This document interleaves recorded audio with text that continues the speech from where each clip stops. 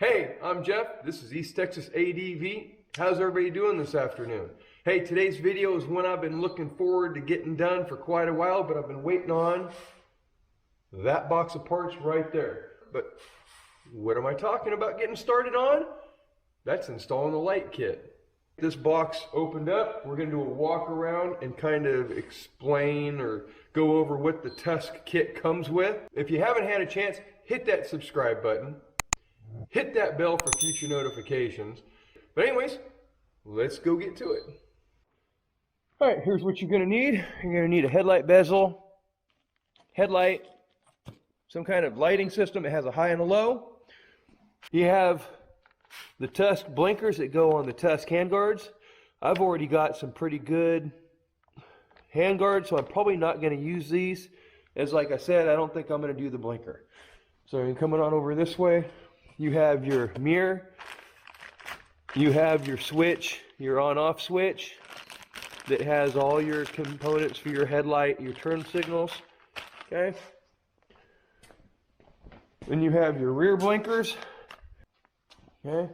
Then you have your fender and your tail light. I installed this last night and somehow the video got deleted. So you do have your tail light and your rear fender that you need to install, as well as the brake switch. It's a pressure switch to activate the brake light. Anyway, let's get back to what we got here. Now, we also have a flasher relay. I don't know where these came from, okay? This is the wiring harness, okay? I ran the wiring harness already about a week ago when I installed my Voyager Trail Tech, so I could just splice into that wiring harness so I didn't have wires going all over the place.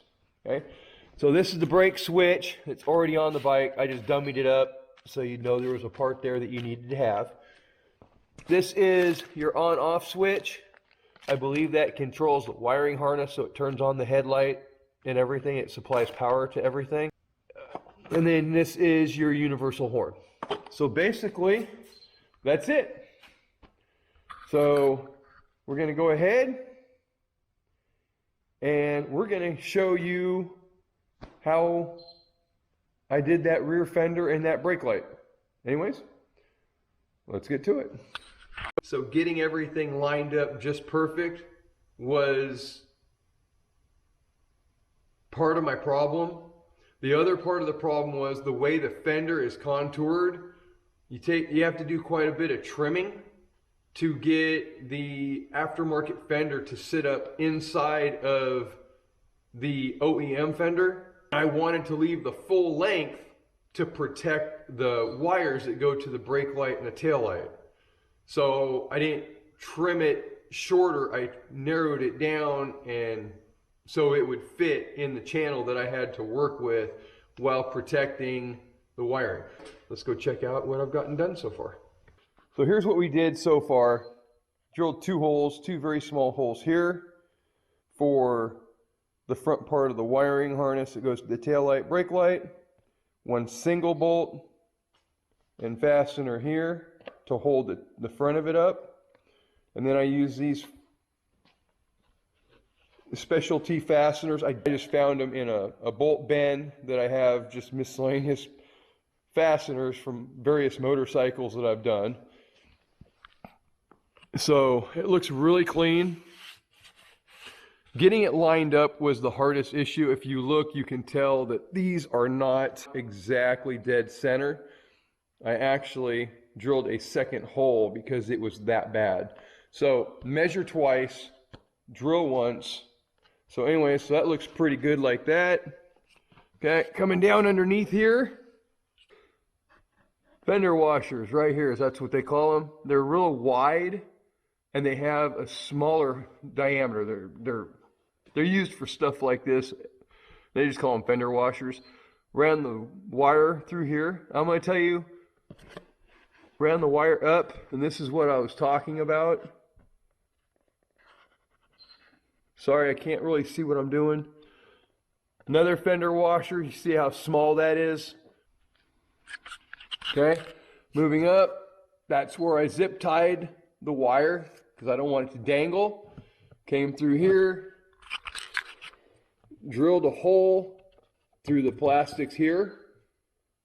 Now this did not drill into the air box. I don't want to put anything to where I can introduce extra water or moisture or mud or anything into the air box. Okay? I used pre-existing gaps on the other side. I made a grommet. I know plastic is not going to cut this, but like again, better safe than sorry, and it makes the hole a little bit smaller. See what I'm talking about? This is your air box right here. This is where all the wire is going to be stored when I'm done. Came out right here, back side of the frame, zip tied the wire right here so I keep it out of the way. You're going to plug it into your wiring harness. Like I said, I've already installed the wiring harness. These wires right here are for your blinker. These pink wires go to your pressure switch for your brake light. I ran it up along the top here, away from everything hot, come around, back down here, go through the frame protector. I had tried to run it right here. I did not like it going up this way like this. I don't know. Probably could get away with it, but it comes down, and the problem I had was this was so close to the pipe. So that's why I ran it this way, and it stays pretty secured right there. But anyways, what you would do is you would take the stock banjo bolt. This is the stock banjo bolt, and you've got a washer that goes on the top and the banjo of the brake line, and then you have one that goes on the bottom, and then it attaches to your brake master cylinder. Take these two bolts out, move the master cylinder away from the frame to remove the stock banjo bolt and replace this one. Put it all back together and then run your wire. Don't forget, like I said before, to bleed your rear brake once this step is complete. And I will be doing a video. I will put a link to the video down below in the description on an awesome trick that I've learned a long time ago, to where you don't need any specialty equipment, you don't need a power bleeder, you don't need anything, you don't even need your friend. You can do it by yourself with just a glass jar or any kind of container and a rubber hose. And it does a fantastic job. But anyways, that's basically it. That's what we got done yesterday. And I apologize that it's not a better video showing you in detail, I didn't need that, of what I did to get to this point. That's going to do it for today. I'm trying to keep these short. I'm trying to keep them simple like I usually do, but this entails a lot of detail and a lot of effort. It's not as easy as I thought it was going to be. I actually think the steering stabilizer was an easier install than this is. But patience, take your time, and anything's possible. And as always, thanks for watching, and make sure you get some riding in.